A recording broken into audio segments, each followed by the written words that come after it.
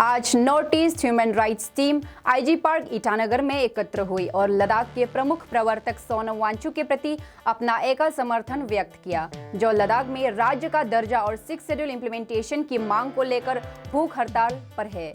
NEHR team ने अरुणाचल में संभावित खतरों और लद्दाख में क्या चल रहा है, इस पर एक समूह चर्चा की टीम ने 6 scheduled, article 371H, article 371A, article 371G और ILP यानी इनर लाइन परमिट पर भी चर्चा की।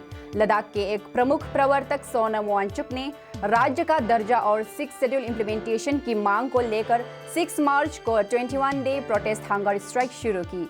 जब तक केंद्र सरकार क्षेत्र के लोगों की राज्य का दर्जा और क्षेत्र में 6 शेड्यूल इंप्लीमेंटेशन लागू करने समेत अन्य मांगे नहीं मान लेती, तब तक क्रमिक अनशन जारी रहेगा। सच प्रोटेक्शन व्हाट विल हैपन कि बाहर का कुछ भी लॉ आके इम्पोज किया जा सकता है and will have to follow that. और उसके बाद क्या होता है कि जैसे कि अभी Ladakh is open for everyone now. For the last 1 decade the BJP has been in the power because they have been promising the Ladakhis कि उन लोगों को 6 शेड्यूल प्रोटेक्शन दिया जाएंगे, लेकिन क्या होगा कि पिछला ये 10 साल से नहीं दे रहा है। एंड देन अल्टीमेटली काफ़ी टेबल टॉक्स के बाद सोनम वांगचुक का जो पिछला इंटरव्यू पे ये बताया गया था कि finally they have the parties have said कि they actually wanted to give but then they are under the pressure of big mega shot hotshot जो कॉर्पोरेट्स होता है, एक्सप्लॉइटर्स होता है, इंडस्ट्रियलिस्ट होते हैं, they want the Ladakh to be free, they want the Ladakh to be open for everyone. तो इसमें क्या होता है कि एक्सप्लॉइटेशन मैसिव तरीका से हो जाएगा। तो ये चीज़ को लेके हमारे जो सोनम वांगचुक सारे उसी के लिए अभी आज 11वां दिन है, इट्स 11th डे वो फास्ट कर रहे हैं, इज जस्ट ड्रिंकिंग वाटर, कुछ नहीं ले रहे। तो उसके सोलिडेरिटी पे अक्रॉस इंडिया आज का तारीख में हर जो उसको सोलिडेरिटी देना चाहता है कर रहा है। तो अरुणाचल से हम लोग हैं और अलग डिस्ट्रिक्ट से भी है, they are giving through their digitally via social media. तो जिसको हुएवर इन ईटानगर वो लोग यहाँ पे आए हुए हैं। तो आई होप आप लोग समझ गए कि what exactly the Sonam Wangchuk is fasting for ना। तो ये चीज़ का सोलिडेरिटी इसलिए देना पड़ता है क्योंकि we being a travel we know कि हम लोग के पास भी ऐसा कुछ प्रोटेक्शन तो नहीं है। जस्ट कि we have a BFR Bengal eastern regulation, it's not even an act, it's not it's just regulation. तो regulation that was drafted back in the colonial days, British का एरा पे बनाया गया था। तो उस पर ये लॉ नहीं लिखा है कि outsiders they can not buy land, there is no such section, ऐसा कुछ मेंशन नहीं किया गया। इट्स जस्ट कि वहाँ पे एक सेक्शन मेंशन किया, it's about the inner land. Now that inner land permit जो क्या है कि that implies that other outsiders they can't buy land, that is what implies. Once the inner land permit is removed तो क्या हो जाता है कि ओपन हो जाता है, जैसे कि लद्दाख का हिसाब पर ना। तो ये चीज़ को लेके we need to have a solidarity क्योंकि just a month ago we had a meeting. हम हिमाचल प्रदेश पे राइट फ्रॉम JNK लद्दाख से लेके उत्तराखंड, हिमाचल, वो हिमालयन रेंज को लेके त्रिपुरा, सब जगह से लेके सिक्किम से लेके अरुणाचल तक ना, जितना भी हिमालयन रेंज है और वहाँ में से जितना भी क्लाइमेट एक्टिविस्ट है उन लोग को बुलाया गया था। We had a meeting for last 4 days, for the 4 days। तो उस पर हम लोग का एक मेमोरेंडम रेजोल्यूशन पास किया गया। आई ऑलरेडी सबमिटेड टू हम लोग का CM को। तो हम लोग का जो हिमालयन रेंज है उसमें we have around more than 40 MPs। तो what we are going to do इसकी हम लोग ने ये डिसाइड किया कि अभी से जो भी एक्टिविस्ट लोग जो अपना आइडेंटिटी को लेके और क्लाइमेट को लेके कंसर्न होके लड़ता है तो ये इशू को वो स्टेट में कन्फाइन होने नहीं देगा। दे विल क्या बोलते हैं सोलिडेरिटी करके इसको मल्टीप्लाई करेगा, ये एम्पलीफाई करेगा हम लोग का आवाज़ को ना। क्योंकि क्या होता है कि नाउ से suppose I am fighting for them, क्या होता है कि मेरा यहीं पे आवाज़ दब जाता है। But then if we have a solidarity from all the way from Ladakh to पूरा स्टेट्स अथॉरिटीज़ का जितना भी स्टेट्स है, तो क्या होता है कि इट गेट्स एम्पलीफाइड, तो इसमें प्रेशर बनाने को आसान रहता है। तो ये under the banner of peoples for Himalaya, तो ये चीज़ को लेके हम लोग ने डिसाइड किया था। तो एक्टिविस्ट फ्रॉम हर जितना भी स्टेट्स आई हैव मेंशन, तो हिमालयन रेंज से सब आए हुए थे। From this one Sikkim also, Mayalmi जो मेरे साथ काम किए थे, she had also with us for 4 days।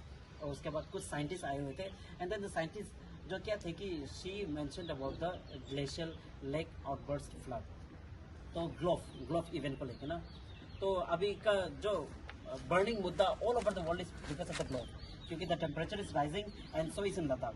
तो लद्दाख का जो टेम्परेचर राइज को लेके the rapid loss of ice ना, ग्लेशियर्स एंड आइस रिसर्चर्स वगैरह होते हैं, but then ultimately they are under the pressure from the donators ना, जो हेवी पैसा डोनेट किया जाता है। तो आप लोग हाल ही में पता चला कि इलेक्ट्रल बॉन्ड का तरफ से कितना डोनेशन दिया जा रहा है। तो ऐसा डोनेशन देने से क्या होता है कि that's how they pressure the government to not pass such acts laws which are in favourable to the tribal peoples.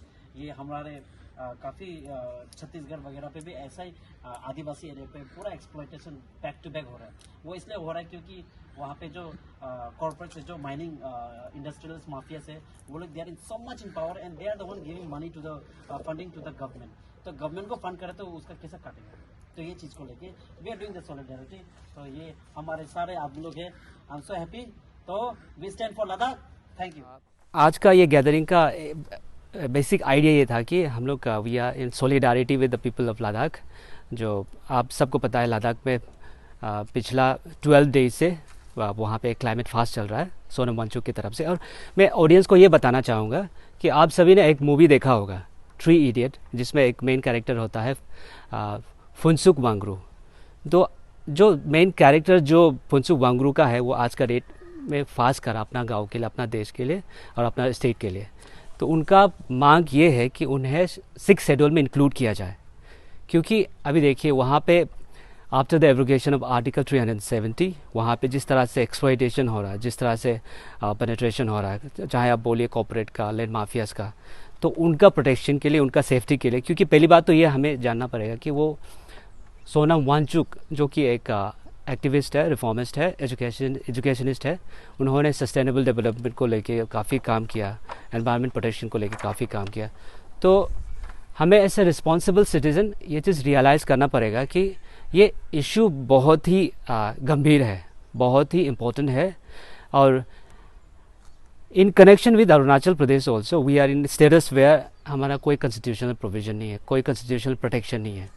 हमारा जो प्रोविज़न वो 5th शेड्यूल में आता है, जहाँ पे लैंड को लेके, अपना नेचुरल रिसोर्सेज को लेके, लैंड राइट्स को लेके कोई प्रोटेक्शन नहीं है।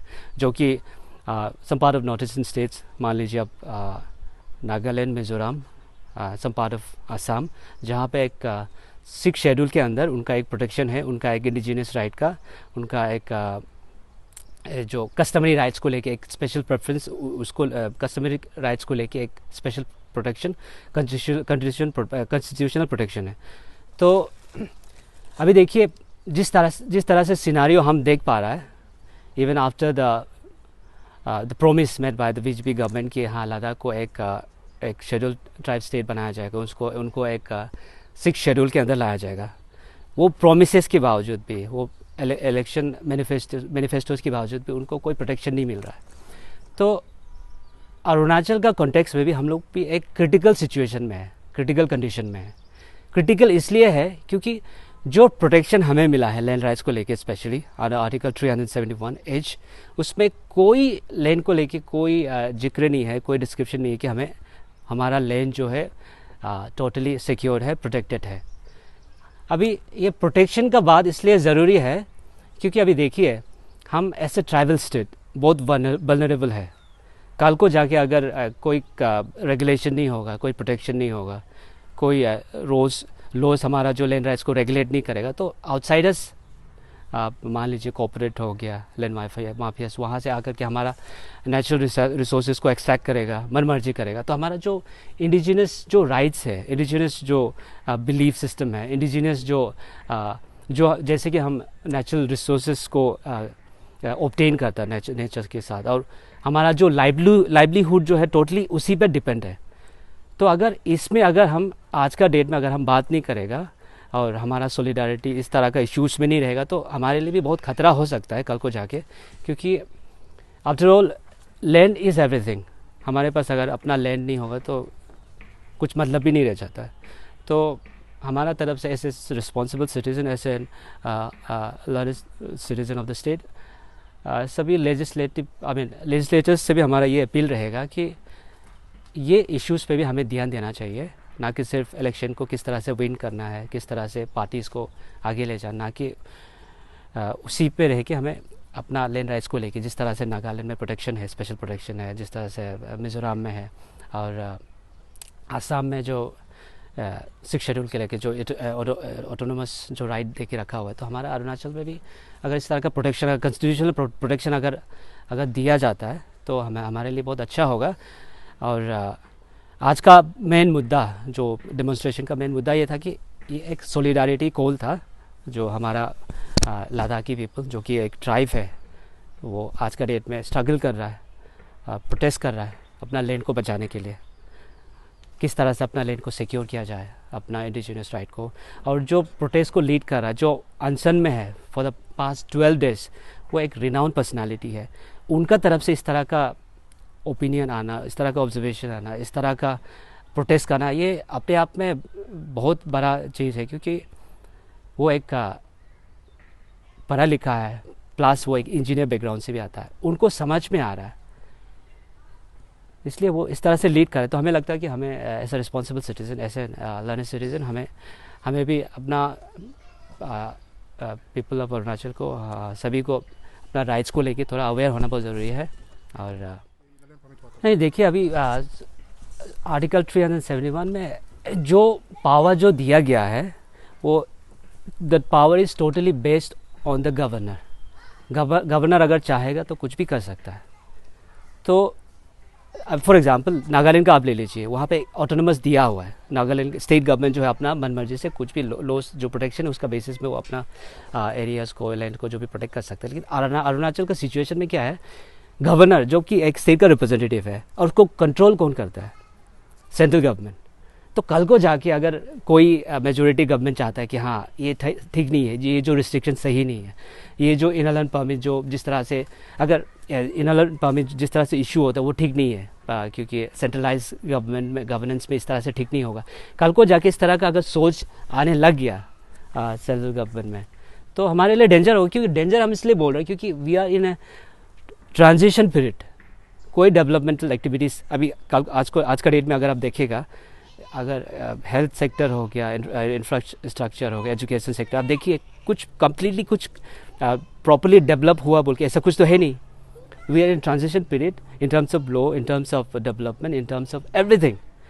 तो ऐसा सिचुएशन में अगर ऊपर वाला चाहता है कि इसको रिमूव किया जाए, तो हमारे लिए एकदम सडन सरप्राइज होगा और ख़तरा होगा। इसलिए अभी ये सही वक्त है हमें प्रोटेक्शन मांगना, हमें डिमांड करना कि हमें भी 6 शेड्यूल में इंक्लूड किया जाए, ताकि कॉन्स्टिट्यूशनल प्रोटेक्शन हो। हमारे साथ जो हम गलत फ्यूचर में जाके कुछ गलत ना हो। बिल्कुल हम लोग इशू को बिल्कुल उठाएंगे। और we have been fasting for the last 1 day in solidarity with Sonam Wangchuk. और अपील तो हमने जिस तरह से लेजिस्लेटिव मेंबर्स या लेजिस्लेचर्स को किया है, लेकिन हमारा ऐसा रिस्पॉन्सिबल सिटीजन्स का तरफ से भी हमेशा ये डिमांड रहेगा कि हमें ये प्रोटेक्शन दिया जाना चाहिए। और we as an activist, environment activist, climate activist, हमारा डिमांड भी ये रहेगा कि हमें 6 शेड्यूल के अंदर इंक्लूड किया जाए, हमें भी कॉन्स्टिट्यूशनल प्रोटेक्शन दिया जाए और हमारा राइट्स को प्रोटेक्ट किया जाए, ताकि कल को जाके फ्यूचर में कुछ रिपरकशंस या कुछ ख़राब कॉन्सिक्वेंसेस ना हो। We are with Sonam Wangchuk. We are with Sonam Wangchuk. Arunachal is with Ladakh. Arunachal is with Ladakh. Arunachal is with Ladakh.